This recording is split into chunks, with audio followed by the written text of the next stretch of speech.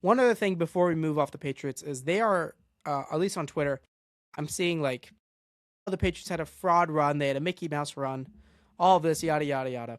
You go back and look at their schedule, and then you look at now, and I think when I look at it, remove the schedule entirely in the regular season.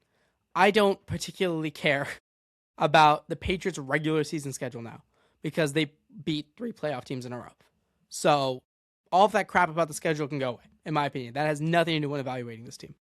Even though, again, had they flamed out in the postseason, had they lost to the Chargers, had they lost to the Texans, yes, you could say you could look back at their schedule and be like, maybe they were a tad overrated. But if you want to talk about this run, they have played 3 top 10 defenses. And it feels like every time in these games, they are put in a spot where what is the one thing that a young playoff team, really in any sport, often does, and that is make a crucial mistake. And in all these games, the Patriots avoided the crucial mistake. Yes, there were times where it looked particularly bad, like they had a few bad plays. You go back to the Chargers game, and they had that absurdly bad tipped interception at their own 5-yard line, but their defense holds them to 0 points.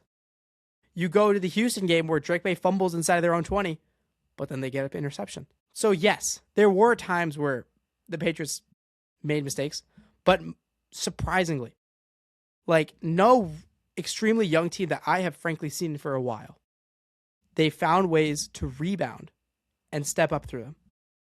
So all of the credit in the world goes to the Patriots.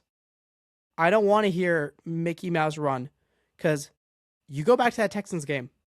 I think the majority of people pick the Texans, including myself. I will happily admit I was insanely wrong because I fully thought the Texans were making the Super Bowl. That was my pick. So to see this Patriots team get all these allegations to me is kind of crap. Especially like I wasn't high on the Chargers. I thought they were going to get clocked by whatever team they played. And guess what? They did get clocked.